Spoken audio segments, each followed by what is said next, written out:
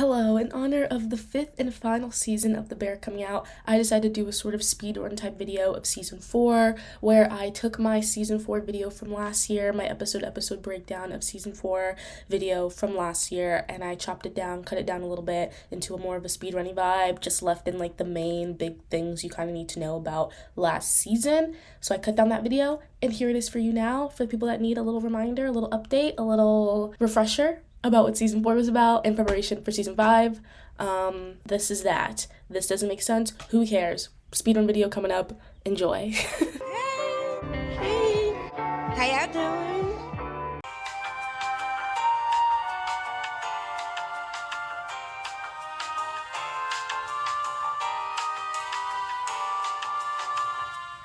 Hello, and we're back. I just watched episode 1 and let's freaking talk about it. So we start things off with a very confusing and a very quick Sid scene. It's like an alarm going off and it shows her for like 1 quick second and then it like cuts away. And I'm like, I don't really get that. And I think, and by think I mean hope, that we eventually revisit that. I'm assuming that's gonna come up somewhere later. Cool.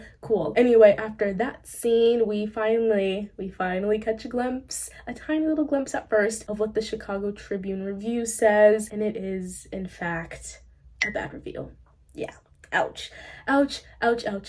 We see everybody talking about the review later, and especially we see it in the next scene, which is our first Sid and Carmi scene. And yeah, it's like them talking about the review and how bad it was, and how the critic literally ate at the restaurant 3 times, but he basically ate at 3 different restaurants because of the chaos menu. And the review talks about the chaos menu and just like the overall chaos within the restaurant, and it's just like, it's talking about like the dissonance and like how it's something about the restaurant feels like off, it's like missing a mark. Sid saying to Carmi like, you need mess and dysfunction, and I'm not really down for that anymore. And Carmi's like, no, I don't really want the dysfunction, like I want to be better, I'm trying to be better. I don't like dysfunction.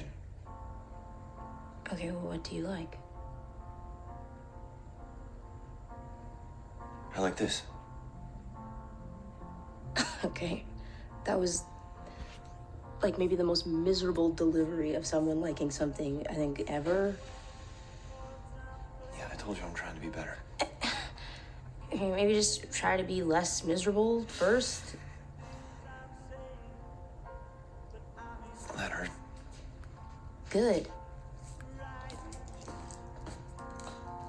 Anyway, let me now quick fire some things that happened in this episode that I want to talk about really fast. So first step, Sid is avoiding Shapiro, Mr. Adam Shapiro, the restaurant guy ever, the guy that gave her the opportunity to like open her own place, like do her own thing, blah, blah, blah. She's avoiding this man like the plague, it seems. She dodged his call and like he sent a text like, hey, there was this place I'm really excited that I want us to check out, like blah, blah, blah. Like I'm really excited to get the ball rolling with this, new restaurant, and she's just like avoiding him. And then we see Unky Cicero and Mr. Computer Guy coming in, and Unky Cicero is putting a time limit on the restaurant. They have 2 months, and then basically after that the restaurant will close. Like once the timer goes to 0, 1,440 hours, once that hits 0, the restaurant will close. It seems like the restaurant's gonna be donezo no matter what. They're like, you don't have 2 months to turn things around, you just have 2 months period. Unless something really big happens. And Carmi's like, okay, how about if we get a star? We shouldn't have to close if we get a star. And Unky Cicero is essentially like, you have the 2 months, good luck. The computer guy's the one that's like really like, I don't care, this is done, you guys are done, did you read my charts, everything's going downhill, it's not looking good. But Unky Cicero, that's family, he's a nice guy, we love Mr. Jimmy. He's like, I'm sorry, but yeah, it seems like that's the way things are gonna go.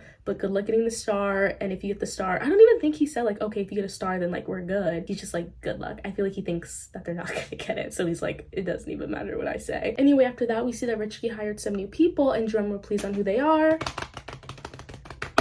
It's Garrett, Jess, and Renee from Ever, our faves from Ever, our fave little trio from Ever. They're now here to whip the bear into shape, and honestly, if there was anyone that could whip the bear into shape, it is those 3 people, specifically Jess, and also Garrett. Renee, I feel like he wasn't really, like, he didn't really have much of a speaking part during that episode, Forks with Ritchie, but I do remember him from season 3, like, the last episode of season 3 at the funeral. But other than that, he's just, like, a random guy to me, but Garrett and Jess, those 2, they can whip this business into shape, and of course, Renee as well.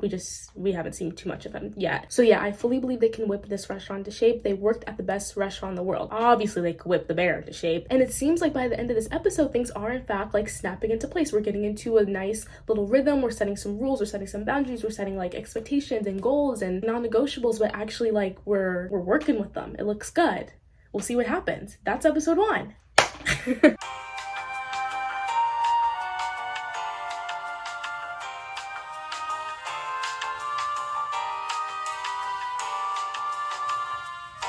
Hello, I've now returned. Just finished watching the Bear episode 2, slightly bundled up, got the Hannah Montana blanket on. Yeah, genuinely I have no idea how long I've had this, probably since 2007, which is kind of crazy. So let's talk about the Bear episode 2. Let's just tap right in. So the first thing I need to say is, Ibra, I love you. Ibra, I freaking love you, and I'm so glad. I feel like we're gonna tap into him more this season, and I'm really so glad about that. So at the beginning of this episode, we see a scene between him and Carmi, because like Ibra's in the office doing like some paperwork stuff, and then Carmi walks in and is like, oh, sure, saw you doing paperwork. He's like, oh, I just want to like do more things. He specifically says something about like creating more opportunity, and that leads him to talking about how when they were sent to culinary school in season 2, him and Tina, he like dropped out of it because like he didn't want new skills, and he didn't really like, that wasn't his vibe, and he didn't want to do that. And then how when he dropped out, like nobody was like looking for him, and it made him feel like that nobody like really needed him at the restaurant. Like he didn't really create opportunity for the restaurant, and nobody like really cared. And Carmi's like, oh, I'm so sorry that I didn't check in. Like I should have been there. We should have talked to you. I'm sorry. And Ibra's like, oh, I didn't tell you that to make you feel bad. I'm just saying that like I want to create more opportunities now. Like I want to do more things. So like he's doing that paperwork, and then also like he was like about to start going to like business school, or, like trying to go to community college, building more skills. Ibra, I love you. Ibra, I love you, and I hope we definitely see more of him this season because I adore him and it makes me really happy. It's really nice to see him like grow, and it's cute. I love that. Okay, now it's time for me to start quick firing things that happened in this episode, because actually this episode kind of had a lot going on in some points. So I'm just gonna quick fire say some of those things that happened. Okay, so first up, Sid is still not signing that dang agreement, and she's also avoiding her dad's calls now for some reason. I don't really get it. Maybe because of the review. I guess maybe she hasn't talked to him since the review came out. Maybe he started trying to talk to her about that. But I feel like he's not even trying to talk to her about that. I think he's just like trying to be a dad and say hey, but she's like avoiding his calls. 2, we see Gary, aka Sweeps, getting like some sommelier help. Sid set him up to talk to this person who's like a sommelier at this other restaurant, and he's like talking to them, and it's like a whole thing there. And it seems like he's finally getting his footing with sommeliering, which is like really nice to see. I don't know if that was the proper way to say that, but it's just fine. 3, the farmer's market hates them and is like cutting their orders in half, and because of that, Sid is telling Carmi like, oh, we have to start cutting back on the components we have on the plate. So like instead of like having 5 components per plate, we have to like cut it down to like 2 or 3. Carmi's like weirdly like, oh yeah, of course, yeah, no problem, yeah, we should definitely do that. And Sid's like, oh, like this was easy. I thought it would be like more of like a fight type of vibe. I think that's like what she was getting at. And he's like, oh, like, you know, I'm trying to be better. And yeah, so that was an easy conversation and chill vibes. Number 4, Ritchie and Co meaning like the front of house people, are trying to keep an eye out for the star person coming in. Apparently like now is like the time of year where they give out stars, so someone could maybe be coming in to like review them for that. So they're trying to keep an eye out for that guy, whoever that ends up being. We'll see. Number 5, we see that the beef to go window is doing absolutely awesome as per usual. I absolutely love that, and I love seeing Ibra happy. Like they're literally selling out in hours. It's so cool to see and so awesome to see. The one thing that's making a bunch of money can continue to make money, and I love that. And then number 6, we find out that Carmi has literally not met Sugar's baby yet, and we also find out her name, Sophie. Hi, adorable. Yeah, we find out that he hasn't met the baby yet, which is crazy, and Tina's the one that like clocks him for that. She's like, you haven't met the baby yet? Like what the heck? Hello? And then he calls Nat and apologizes about that, and she's like actually like, oh, that's like really sweet of you, like I really can't wait for you to meet her, like I'm so happy, I love her, blah blah blah. And then the conversation shifts, and Sugar starts talking about like Carmi like being in love with cooking, and she's like, oh, it was so nice to see how much you loved it. Like when she dropped him off at the airport when he was going to New York to like, you know, cook for the big chef guy, whatever, she was saying like, oh, she could see how much he like loved it, and it was like really nice to see how much he loved it. And then she follows that up with saying like, oh, if you don't love it anymore, that's okay. Essentially, she's like, if you don't love it anymore, like that's okay. You don't have to like pretend to love it or like push yourself to keep loving it. It's okay if you don't love it, which is a very interesting scene, very surprising. I feel like my chair has shrunk again. Hello. Which is a very interesting scene, very surprising. I don't really get how we got there, but I'm interested to see how that like plays out further.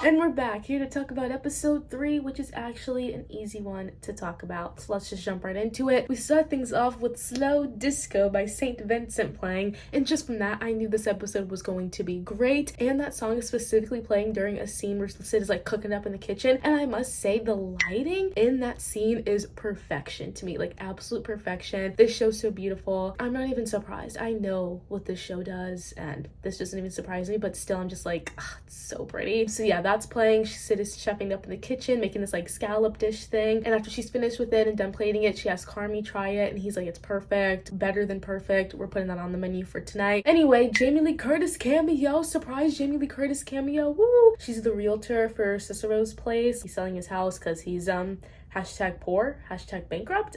They didn't really go into the specifics of that, but like the market crashed, whatever that means. The market's effed and he's losing a lot of money and he's poor now, allegedly. I don't know, they didn't explain the logistics of it. I wish I knew, but at the same time it would go right over my head. I'm not a finance girl, I'm not an economics girl. So then we get another Ibra scene and he's like looking for a mentor. You know, like I said, he's trying to create opportunity and like doing things. I'm really interested to see exactly where we're going with him, or maybe it's another thing that's going over my head because it's like business stuff, but he's like really like, you know, focused on the to-go window and trying to like make that into like a bigger thing, it seems like. I don't know, but right now he's getting like this mentor guy who is literally Jess's dad from New Girl, Rob Reiner, I'm guessing. I don't know, I think that's his name. But yeah, Ibra's like having him as his mentor and like helping him with like business stuff, reach his goals or whatever, you know, create opportunity. And Ibra is not playing around. He has spreadsheets, he has notes, he has this, he has that, he has all the information, he knows everything. And I'll say it again, I love that, I love it. It's so sweet to see. And next up, sadly, we see Sid still avoiding her dad's calls. We see him leaving a voicemail for her and it's just like, hey, I know you're busy, but like I love you. And it just makes me sad. Sid,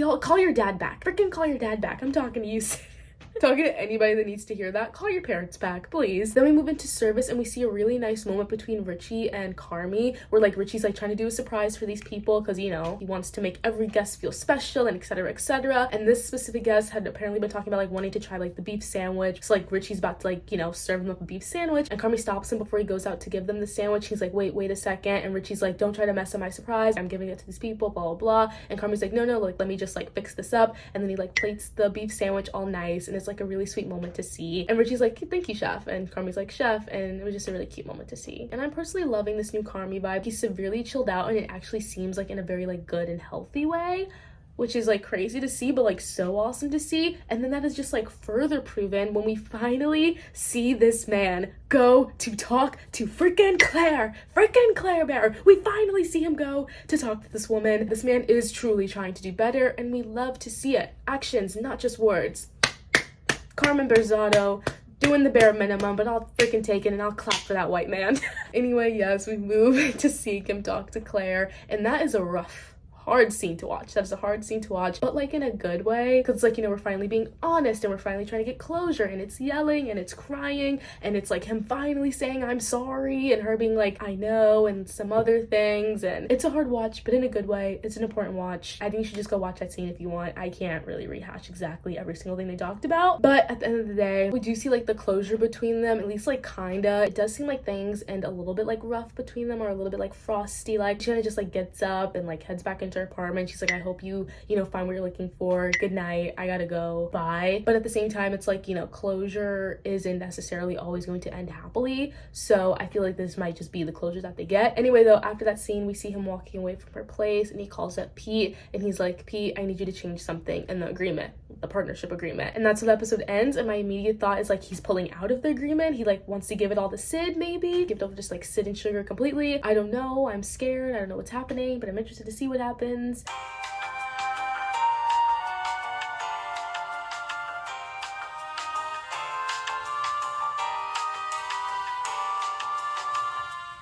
Hello, I just finished episode 4, aka the episode written by Ayo, Edebiri, and Lionel Boyce. You can kind of see it there. I like paused it like right on the screen where it says like written by, you know, them. And that's just so sweet to me. That's just so sweet to me. I didn't know it was gonna be episode 4. I knew they co-wrote an episode for the season, but I didn't know which episode it was. Immediately though, from like the first scene of the episode, I was like, this feels like this is the one. This feels like this is the one. It's actually a pretty simple-ish episode to rehash and talk to you about right now. So it's basically a Sid episode. We get a Sid-centered, Sid-centric, whatever you want to call it, episode, and I've prayed and hoped for times like these. Thank you very much. We start things off with seeing Sid taking out her braids because she has a hair appointment that day. And then we see her get a call from Mr. Adam Shapiro. Surprise, surprise. And for the first time, she's actually not avoiding his calls. She answers it. He says like he's at the, you know, new place that he's like doing whatever, like you should come by, we'll check it out, blah, blah, blah. And she's like, oh, well, I have like a hair appointment. I'm not gonna like, I'm pretty busy today. And he's like, you can just come after. It'll be like 2 hours, right? She's like, no, not 2 hours, but like I'll try to like push it an hour and like I'll come to you before the appointment. And he's like, okay, cool, great. So we see her go to the restaurant, you know, the bare bones of it all. It's obviously not built out yet, but like he shows her around, gives her the vibes and stuff, ideas he has, whatever. But he's like, Sid, like I really want you to like take the reins and go crazy with this place. I want to see what you do. You know, we'll jam on menu and stuff, but like really this is like your reins. I want to see how you fly and you're gonna hire everyone and blah blah blah. Anyway, we skip to her at her cousin's house. Her cousin's a hair braider. She's braiding her hair, and then in the middle of it she runs out of hair. Been there before. It's so crazy. She runs out of hair, so she's like, oh, I'm gonna go get some more. I'll be right back. Watch my daughter, TJ. She's 11, like it's chill. She can handle herself for the most part, but just, you know, keep an eye on her, whatever. So her cousin leaves, and then Sid goes to like talk to TJ, like, hey, what's up? Oh, you're in 5th grade. How's school? You know, typical talking to kid things that it's like, as an adult, it's like a little weird or whatever. But it's just like, TJ's like essentially her cousin too. Isn't that how like the family tree works? It's like if you're a cousin, then they have a kid, like that's your second cousin. Isn't that how that plays out? I don't know, but whatever. And then TJ's like, hey, I'm hungry. And Sid's like, okay, like let's whip something up for you. And then they go to the kitchen and there's like nothing in the cabinets. She's like, wow, there's really nothing here. And then they go to the store, get some hamburger helper. Sid gets some other food. We find out from the cousin that like she's losing her friends because like she's starting at a new school and her friends all at this different school and she's at this other school and she's like kind of like losing touch with her friends. And like apparently there's a sleepover tonight that she found out about and like they invited her out of pity and she's like, I don't know if I want to go. And then it's like, oh, you know, maybe you could, I don't know, it's your decision, etc. And then they get back to the house and Sid's cooking up this like hamburger helper meal, but obviously like chefed up so well because of course you think she's just gonna make hamburger helper? She's gonna make that, take it to the next level, one may say. So yeah, she's cooking it and like TJ's helping her out too, and it's like a nice little wholesome moment to see. And Sid asks her like, oh, do you think you're gonna go to the sleepover? Like, what are you thinking? And TJ's like, I don't know, I'm still thinking about it. Like, what would you do in this situation? Like, go to the sleepover that they like pity invited you, or like don't go and like forget about these friends, whatever. And this leads Sid to like doing a whole metaphor. She's like, oh, well, I kind of had a similar situation where I was invited to like 2 sleepovers at like 2 different houses. And TJ's like, that sounds like the opposite of my situation. And Sid's like, wait, hold on a second, hear me out here. And she essentially explains like the situation happening with like, you know, staying with the bear or going with the Adam Shapiro guy, but she does it in like sleepover terms and like houses terms, and it's very intense and honestly very funny to watch. All the like little metaphors and like the little like this relates to that and like how this connects to that. She literally calls Carmen, she's like, oh, there's like this big brother and he's like the best in the world at video games, obviously meaning like, oh, he's like the best chef in the world. And she's like, oh, like playing video games with him is like an honor sometimes, cooking with him is an honor sometimes. And like, oh, but like sometimes when I get like too good at the video game, he gets like a little funky with me and like a little weird. When she cooks better than him, he seems like he kind of gets a little off with her and blah blah blah. It's all metaphors like that. She describes like the Adam place as like this cool place with unlimited pizza and like I have his credit card and I can do whatever I want at this house and like blah blah blah. And the cousin's like, so like you should just choose like the house with your friends, because she describes the sleepover house with the bear as like all of her good friends. Like if she left, she wouldn't be friends with them anymore. And TJ's like, obviously like you should go with that house. But then she's like, oh, but at that house, like, you know, sometimes it's like really good, but then sometimes it's really crazy and I don't know. And then teacher's like, okay, go to the house with unlimited pizza, like pizza's so awesome. She's like, yeah, pizza's awesome, but like at the same time, like I don't know if it'll like, you know, it seems perfect, but like the house is actually not even built yet. What if it's also bad and like crazy like how the other house is, and etc. Honestly, they come to like no solution in that moment. She just like finishes cooking dinner, and then her cousin comes back after getting the hair, also a million other things. I was literally thinking like when they left the house to like go get the ingredients to get food, and like they literally walked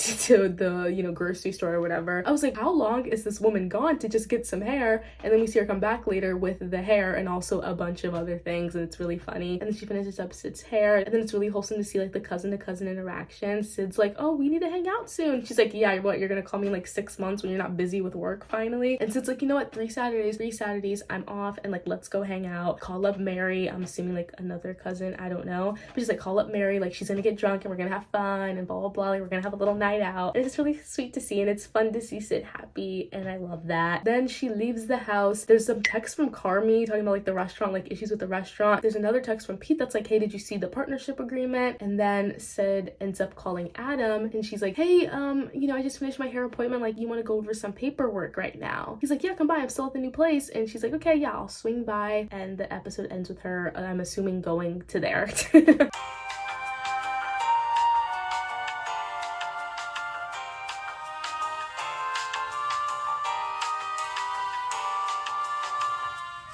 Hello, and we're back again after watching a very stressful episode 5. Let me just quick fire some things that happened at first in this episode because it was kind of like a lot in the beginning, and then we kind of like chilled down to like scene.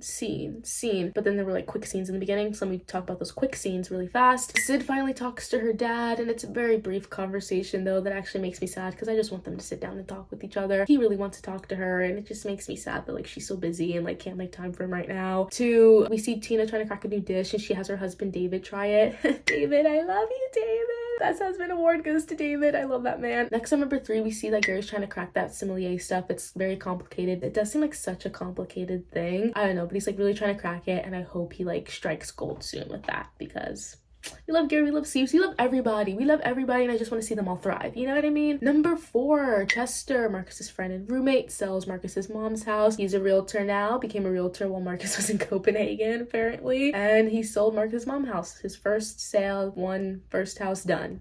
Cool. Number 5, we see Ibra meeting with his mentor guy again because he's really trying to like figure out how to like think big and create opportunity with like this go window thing. And the mentor guy, he tells Ibra to stay small, like don't think big and try to expand this, like stay small and like franchise this like small thing. And boom, explosion, my head exploded, brilliant idea, keep the smallness of like to go window and just like franchise it. That's what he tells him to do. And Ibra's like, I don't know like if the berzattos would like want to do that. He's like, they would love it, like your numbers are there, like it's a brilliant idea, like you should definitely do that, like they would love that. Now we're moving into like bigger chunk scenes. We see Tina talking to Carmi. She's like coming back from the farmer's market, and he's like helping her unload the truck. He's like, hey, this is all we got. It's like not a lot of stuff. She's like, yeah, like this is all we can afford now. And she tells him like, hey, we should probably just like have a consistent set menu. Like we can get more stuff that way. We can build off the stuff that we have and like do more with what we are getting from the farmer's market if we just keep it the consistent menu. And also if we kept with the consistent menu, the things would just get better. We'll get faster with like making these dishes if we keep it consistent. He's like, yeah, you're right, honestly. And then she also tells him like, hey, like I know you're trying to like push yourself and like trying to like you're trying to chase something, but hey, you don't need to chase anything. You don't need to like prove yourself. You are the best. Like,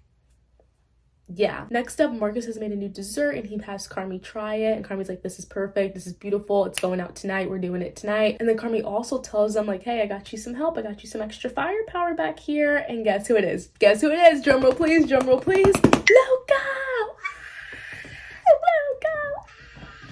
Bolter, Mr. Will Bolter, hello. He has made his appearance, and I have never been happier, and I have never smiled wider at my screen, except I did smile wider at my TV screen right there when there was a Luca and Sid scene. That was the funniest, most awesome, perfect scene to me ever. I did rewatch it 3 times, sumi. I love them, I love the little banter together, they're so fun to me. The Luca and Sid scene, absolutely adored it, love them, love their little banter, love their chemistry, and that's all I'm gonna say on that. They seem like good friends. They seem like they could be really great friends. And that's all I'm gonna say on that. Thank you very much. Then we also get a really great conversation between Sid and Carmi, which is a nice, wholesome little surprise. Carmi tells Sid that he wants to finally like keep the menu consistent, you know, take the best dishes that we like came up with over the last few months and like just keep them on a set menu. And he also says that it was selfish of him to decide that they should change the menu all the time. He says that he was like trying to push himself, and it was like selfish of him to like try to force you all to like keep up with that. And it was like not a chill thing to do, which I agree with, which I concur with, and I'm glad.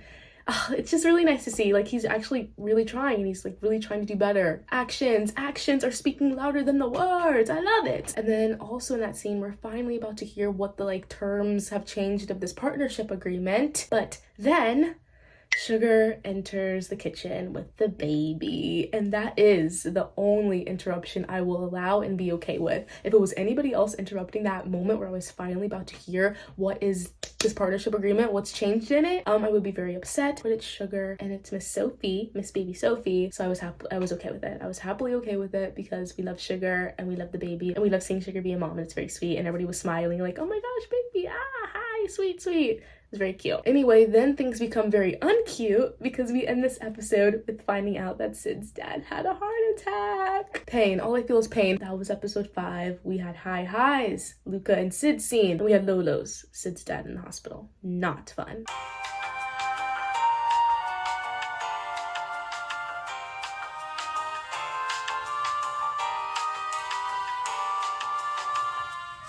Hello, it's me in the middle of the night back here one more time to talk about episode 6. So Carmen literally ends up telling everyone about Sid's dad's heart attack, even though she told him not to tell anyone. But it's okay, and I'm personally okay with it because like everyone was like so worried about Sid and like, hey, like what happened to her? Like, is she okay? Blah blah. So he finally just like told everyone the truth so they wouldn't think like something was wrong with her. So it makes sense why he had to tell people, but it's still just like he folded kind of immediately. It was a little funny to watch. Sid is not going to be able to be with us tonight, but everything's fine. It's gonna be good. We got Luca here. Where's she at? So, huh? Where's Sid? She received a call and she got called out. She got called out? Yeah, she got a call. What do you mean? What Okay, happened? What do you mean, Carmen? Where is she? Hold Where? Her dad had a heart attack. I'm sure it's gonna be fine. He's okay right now. She told me not to tell anybody, so let's just keep it quiet, get to work, yeah? Anyway, then we go to the hospital and we see like Sid like freaking out, like talking to like the receptionist lady's like, I don't know, like my dad's here, I don't know. The lady's like, what's his name? She tells him his name. She's like, you can have a seat for a second, blah blah blah. And then we see Claire show up and she's like, Sydney, like what are you doing here? And then Sydney tells her about her dad and his heart attack and stuff, and like Claire finds out a bunch of information about it, and it's like, okay, it's not like the worst one ever, like it's actually a quote-unquote good heart attack to have. And then finally in this scene we firsthand get to see why everybody calls Claire great. She is great. She was awesome in the scene, finding all this information for Sydney. And then there was a moment where Sydney's like literally bawling her eyes out and she's like you know, comforting her. It's like, it's okay, it's okay. And I also want to heavily mention the moment where she's like bawling her eyes out because she's like talking about how her dad's like always worrying about her and she feels bad about that because like, you know, she hasn't been worrying about him and stuff with her mom, and she's like, I don't want to lose my dad, and etc etc. You know, the emotions when you find out a loved one is not doing well. We see a Sid and Carmi phone call. She calls him. He's like, is everything okay? She's like, yeah, it's good. He's like, do you need anything? She's like, no, I'm okay, thank you, I really appreciate you. He's like, yeah, same here. That phone call ends, and then we immediately see him get a phone call from Adam Shapiro, the guy. Sid, you know, the opportunity, you know who he is at this point. Carmi gets a phone call from him, and do we get to see that phone call happen? Absolutely not, absolutely not. Of course we don't see it. Instead we cut to a very sweet scene where Sid finally gets to see her dad, and she's like, you know what, I can move back in if you want, like whatever, like I'll do, you know, I'll be here for you. And he's like, I forbid you to move back in. This would have happened like no matter what, like you're doing good, I forbid you to move back in. And they have a sweet little hug moment, and I love to see it. It's so sweet, so cute. I love it. I simply love it. And then there's even more sweetness because we then see everyone leave a very cute and wholesome voicemail for Sid. Let's insert that clip here. Let's insert that clip here, please. Hey mama, it's us. We love you. We're here for whatever you need. We love you, Sid. And after that, we're tripling on the sweetness because we finally see Carmi hold his knees. We see him hold little Sophie, and it's so adorable to see. And it's really funny how much he's like struggling. He's like, oh, like okay, because the baby's like obviously like moving. It's a baby, it moves. He's like, oh, okay, like shifting around like he's never held a baby before. And it's really fun to see because we know Mr. Jeremy Allen White is like is literally father of the year, one may say. So it's funny to see him like, I don't know what to do with this thing. And that's what we call good acting, right, kids? Yeah, cool, awesome.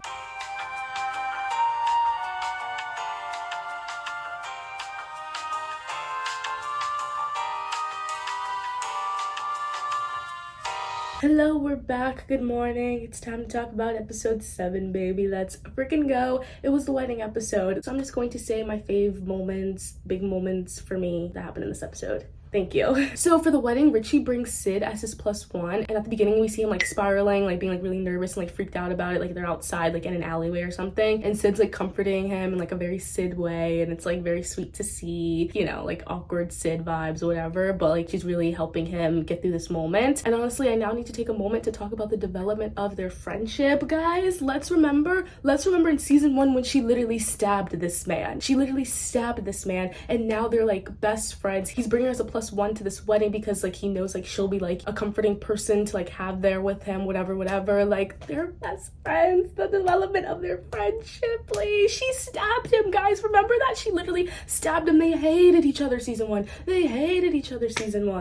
And freaking look at them now. Ugh, don't talk to me about that. Also, throughout this episode, Ritchie is literally seen as like the most awesome guy ever. The maturity this man walks through this situation, the way like after that moment where he's like freaking out in the alley and Sid's like, it's gonna be okay, everything's gonna be fine, don't throw up in my shoes, please don't throw up in my open-toed shoes. And then after that we just see him like flip a switch in a way, and like he's just like really great throughout this whole episode. The maturity navigating this whole thing, I love I just love it. Literally couldn't be me at my ex-wife's wedding. The stepdad's soon-to-be husband is talking to me about like how he wants to have a good relationship with my kid. Ritchie's a great guy throughout this whole episode, and I love to see it. We see Carmen and his mom finally have a conversation, and it is actually the worst conversation ever. She's like super chill and normal, but he obviously, all the past trauma that comes with like being in conversations with his mom, talking with his mom, interacting with his mom, he's immediately spiraling, in real time spiraling during that conversation, during like the brief like normal small talk type conversation, and it's just so awkward and like it's not looking good. But then Sid and Ritchie like come in, swoop in, and like save Carmi. He's like, hey Carmi, like they need you in the kitchen, like did you forget about that thing that you have to do? Like you have to go in the kitchen like right now, like you need to go, they need you in the kitchen. And he's like, oh yeah, I need to go to the kitchen. And then he goes to the kitchen, and then from there we see like a nice Donna and Sid conversation, because then Ritchie gets pulled from the conversation. That's when Frank is like needing his help, whatever. So then we see a Donna and Sid conversation that's actually really nice and really sweet. Donna's so normal and chill, she's like not drinking anymore, it's like a good vibe, a good conversation between her and Sid. We love to see it. They even have a hug. That was really sweet to see. Like what the heck. We also see Carmi and Claire, what seems like making up in this episode. It looks like they have like a nice little combo. It's very chill, very reminiscent of like one of the first combos they had back in season 2, you know, when they like were first like reconnecting from like after high school and whatever. It was a very sweet and chill combo. Nice to see. Carmi like is being open and honest with things that he like technically lied to her about before, like how he got the scar on his hand. He told her that he like grabbed a hot pan or whatever, and like that's what burned him. But it was actually after Sugar called him and told him about Mikey, like when he was in New York, and she called him and told him about Mikey dying. He like grabbed a burner so that he didn't have to like think about it, and that obviously burned him. And he's like, yeah, it wasn't a hot pan, it was me like doing that. And Claire's like, I had a feeling it wasn't a hot pan, but she like didn't want to push him on like telling her the truth right then in that moment. Because I do remember that scene from like season 2, 3, I can't remember. They kind of blend together low-key, like with their relationship stuff, like season 2 parts of their relationship and season 3 parts of their non-existent relationship that was also just like flashbacks, kind of blends together. So I don't really know exactly where that's from, but I do remember them having that conversation and her asking about that scar on his hand and him saying it was like a hot pan. And then finally, the final thing I want to talk about is that it seems that Sid has made a decision. Allegedly. It's not fully stated, but allegedly it seems like she's made a decision. We see that she's apparently been like ghosting Shapiro. We see a message on her phone. It's from him saying like, hey, what's up, like you disappeared. But then we also see everyone's like dancing at the end, and Ritchie asks her to dance. It's so sweet, I love it. And they're like dancing, and Ritchie asks her, because at the beginning of the episode she was like, oh, I have something like I want to tell you or something like that, like, oh, something I'm nervous about. And he was like, oh, what's up? And she's like, oh, I'll tell you later. And then at the end of the episode he like circles back to that. He's like, oh, what did you want to tell me earlier, like what was that thing you're nervous about? And she's like, oh, you know, it doesn't matter, it was like a choices, decisions. He's like, oh, like is it good? And she's like, yeah, there was really only one choice to be made at the end of the day, so there was really like one option. Can't remember the exact word she says, maybe I'll insert a picture here of the line, whatever, but it's like she was basically saying like there was only one choice, one option at the end of the day. And I think we all know what that one choice is: the bear, staying with the bear. But Sid do be all over the place, so I will not trust any decision she's made until she signs that dang partnership agreement. Thank you very much.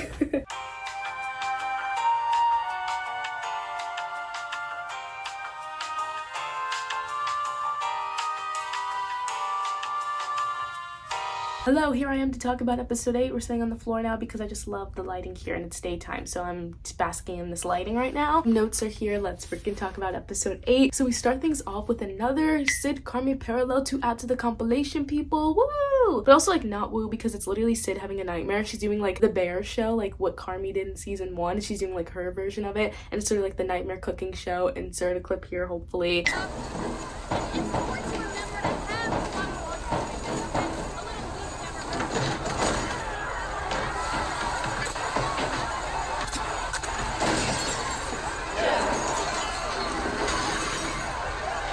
And then we also finally circle back to that quick scene I mentioned that happened at the beginning of episode 1 in this season, and we finally see like the full scene of it, and it's like Sid just having a nightmare, having her like bear moment, like Carmi having a nightmare where he's like walking up to the bear cage. She's kind of having her moment of that, and it's sad and confusing. Like she's becoming Carmi, she's like starting to go down this bad path. I don't know what it means. Let me give you a hug, girl. Come here, let me give you, come on. Let me give you a hug. Then we see that the decision truly has been made. Oh, wooga baby, oh, wooga baby. We see her calling Adam, and she's like, hey, I can't come work for you or like with you. I need to stay at the bear, finish things out here. He's like pissed, which is like validly so. You know, he thought he was about to work with this person, and now they're backing out on him. Kind of like last second. Also, she's been like bad at communicating, but she addresses that she's been bad at communicating with him, and she thanks him for like being patient with her and blah, blah, blah. But yeah, he's like still like validly pissed. He's like, you're going with the sinking ship. Best of luck to you, Sid. Bye. Hangs up the phone. throne, and that's that. But thank you. I'm glad we get to see the decision. Finally, thank you. Then we see a bunch of like pre-service stuff happening. We also see that the timer is literally on 18 hours left, so it seems like tonight's gonna be like the last service. So like throughout this episode we just see pre-service stuff. Luca and Tina scene, we get a Luca and Tina scene. I definitely have said this in the last bear video I did, but I'll rehash it, re-say it right now. I love when like two characters that I never expected to have a scene together has a scene together. So Luca Tina scene, absolutely love it. Tina's like talking to him about like, oh, I can't like crack this, I can't like get my last 3 seconds off for this pasta dish, I just like can't do it. And he's like, well, if you can't do it, you know, you can't do it, it is what it is, you can't like beat yourself up about it, like it's okay, etc, etc. And they also talk about like pressure and how Tina's like, oh, I don't want to feel like pressure, and he's like, you know what, sometimes like pressure is like good, and like pressure in the kitchen like helps you perform your best and blah blah blah, like you like start craving that pressure. She's like, huh, interesting like way to think about it, like maybe she'll start craving that pressure, who knows. It was just a sweet little scene. I adore Luca, and I adore him forever and ever and ever, and keep him around forever and ever and ever, and I just keep him around, please please please. Because like that him and Tina scene, and then there's like a him and Marcus scene where Marcus is telling him about his dad, and like he was gonna see his dad today, but then he like chickened out, not like chickened out, but just like backed out last second, like he didn't want to go anymore and like talk to his dad, because we also know that Marcus has a very estranged relationship with his dad. It's only been like him and his mom, and you know his mom has passed away, so like now his dad's like coming out of the blue for some reason and trying to like reconnect, and Marcus is like not really down for that, which is validly so. You do not have to be down for that. And yeah, he was gonna go meet up with his dad that morning at like a little diner thing, then he backed out last second. He was like about to walk in the door, saw his dad like sitting through the window, his dad's back was turned to him, and then he just was like, I can't do it, walked away. And he told Luca about all of this, and Luca was just like giving some like little advice, listening. We adore Luca. I adore Luca. Thank you. There are also some Jesse and Ritchie moments during this episode, and I love to see that as well. They're crushing on each other. Just gonna say it. Sumi. I'm gonna say it. They're crushing on each other, and it's very cute to see. I love seeing like the early stages of a crush. It's so adorable. Like they're talking to each other, like having conversations, and then there's some moments where it's like a little awkward because it's like, oh, there's like a bit of tension here, but neither of us are talking about it, so that's what makes it awkward, but like sweetly awkward. And I just love seeing like the beginning stages of like a crush. They're definitely crushing on each other, and I'm down for it. Thank you very much. Then we see Mr. Computer come in. He's talking to Sugar because like I said, the timer's down to its last like day, 18 hours less than a day, like things are running to an end, and Sugar's having him like these numbers, and she's like, these numbers are like good, right? And he's like, yeah, there's definitely gotten better, not like miracle, oh my god, like so much better, but like definitely better. It seems like they're just like barely getting by at this point. Like it's definitely not going downhill, it's like steady, maybe like a little increase there, but it's nothing that he's like, oh, like this is like miracle vibes, like you guys should stay open forever vibes. But Sugar's like, we should be able to stay open and keep going, like we're doing fine, like, you know, our numbers are good, we're not going downhill, we're not like losing money, we're like making money, we're like getting by essentially. But he's like, why would you want to keep going and like just like delay the inevitable? You should just pack things up. Why would you want to keep going? And the conversation ends with him asking her that question, why would you want to keep going? And then we pan to like the wall, and it's like a collage of pictures, and it's like, yes, that's my why. All these people, like literally my family, I want to keep going because of them, because we're building something really great here, and I want to keep that freaking pushing. Then we see the episode end with Carmi about to walk into his mom's house with a box of photos that he found in the basement. He like half mentioned that to her in the wedding episode, and then apparently she kept calling Sugar and like asking her about it, and then Sugar came to the restaurant and was like, what is this photo thing mom's talking to me about? Like I just like, she keeps calling me about it, what are you talking, like what is this? He's like, oh yeah, the box of photos in the basement. She's like, okay, yeah, can you go get that and like literally give that to her right now? He's like, right now, like I'm busy, you know, pre-service stuff. And so it's like, oh, I can take care of it, it's fine. And he's like, thanks chef. And she's like, you should just like get this over with now. So this is what we see him getting it over with now, and he's about to walk in, and the episode ends there. Also, I feel like maybe it's kind of important to mention, right before he walks in the house, we see a phone call between him and Claire, and it definitely seems like things are on like the right track with them. Definitely not relationship core, but like maybe they're trying to be friends first, which is like best foundation, you know what I mean? Right, cool.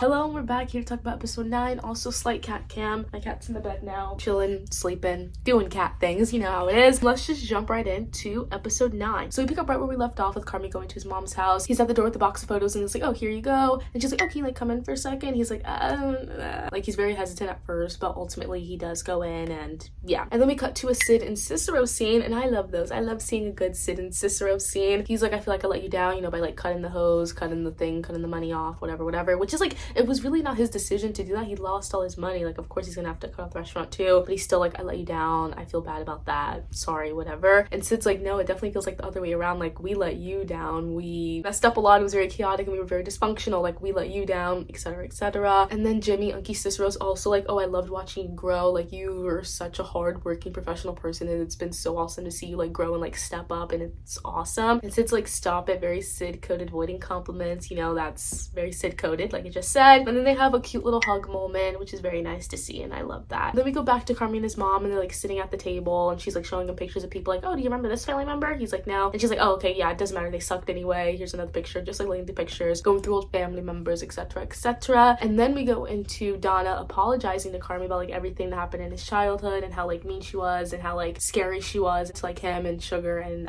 Mikey. She was like really bad about all that, and she's like finally apologizing for it. And Carmen's also apologizing because he's like, oh, I wasn't there, like, you know, when stuff got like bad with Mikey and like all the stuff that like went down to like post Christmas, you know, he feels like he like ran away from it all, and he's like sorry about that now. The whole time he's at her house, it's definitely like that first conversation, that first step to healing this tumultuous relationship, and we love to see it. She's like, I really want to be in your life if you like let me, because I feel like I know nothing about you, like I hear about all these things from other people about you and like how great you are and like how much of a good chef you are and like all the good things you're doing. I don't know about that, I don't get to see that, and I really want to get to see that, and I really want to be in your life again.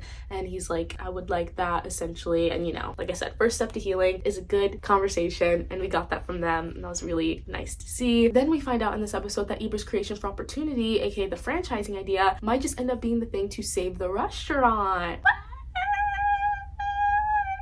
Yeah, that's great to hear. I could go to logistics of it, but I feel like I'm gonna butcher it, so I'm gonna try to keep it as like succinct as possible. And also I might just be like saying this all wrong, and maybe this is even the right thing, but this is what I got. Essentially, if they franchise, all the money that they'll be making from like these little small little to-go, all these small little to-go windows, franchises, like little spots they have, all of the money that they make from there can help fund the restaurant and like everything that's happening at the restaurant. Because it's like one to-go window can't sustain the restaurant, even though it's like making a lot of money, but like they're like, oh, but 3 to-go windows could potentially make enough money to like sustain the restaurant, which is great, which is awesome to hear. We literally love that. Then we see Sugar get a phone call, and it's from Food and Wine, and we find out that Marcus is on their list of the best new chefs. Finding out Marcus, like with his story and just like everything that we like learned about him, it just makes it so much better to me. Like, it just warms my heart even more. Like, he didn't go to culinary school, he didn't do like the traditional track with like chefing, and chefing sounds crazy, but with like cooking or whatever. He just learned there, and like they really like cultivated him and like helped him, pushed him,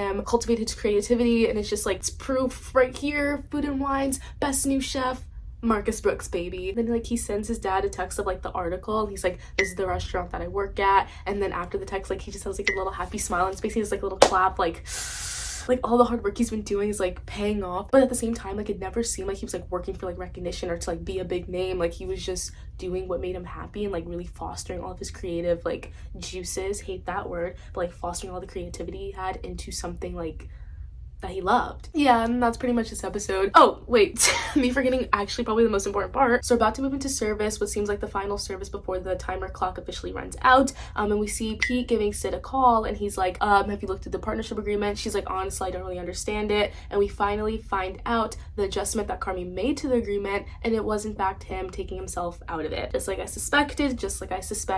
And the episode pretty much ends with Sid being like, what? Like having a confused look on her face, and then we cut there.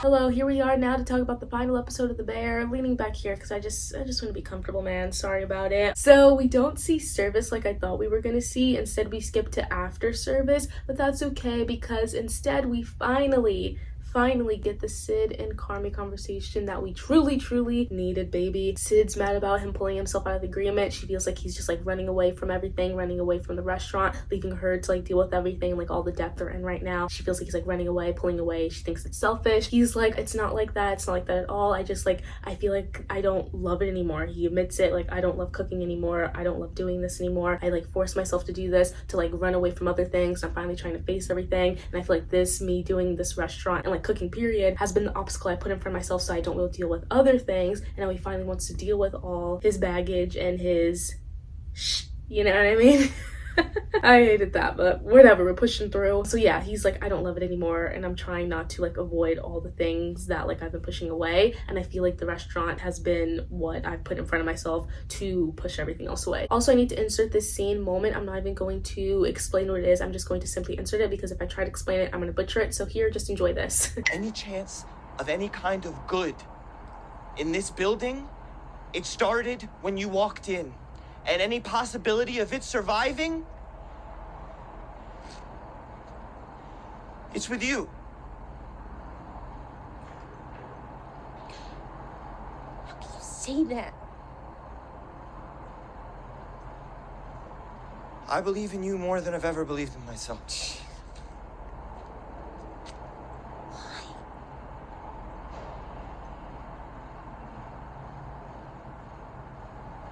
Because you're the bear. And then Ritchie comes outside and enters the conversation, and we get the Ritchie x Carmi conversation that has been sorely needed. It is another one that's like very like, okay, we're yelling at each other, I'm scared at first, but then things chill out and simmer down. And I'm definitely like oversimplifying this, but there was a lot said in this. I can't give it to you shortened. I'm simplifying this a lot, but at first things are very like tense, like the tension and like yelling, how we've been seeing for the past season, for this season and last season. But then things simmer out and chill down, and we finally reach some sense of peace and like normalcy between them, and it's really nice to see. They finally have reached like a common ground. They're finally back on their like good level, and we love that. So then we lead into Sid accepting Carmi's like decision to back out of the restaurant, but she's like, I need to do a little updated partnership agreement, and he's like, yeah, anything you want. What do you want to change or add, whatever. She's like, so the partnership agreement is Jimmy on one side and then the bear on the other side, and she's like, a part of the bear, I need it to be Nat, me, and Ritchie. She wants Ritchie to be a partner. Oh!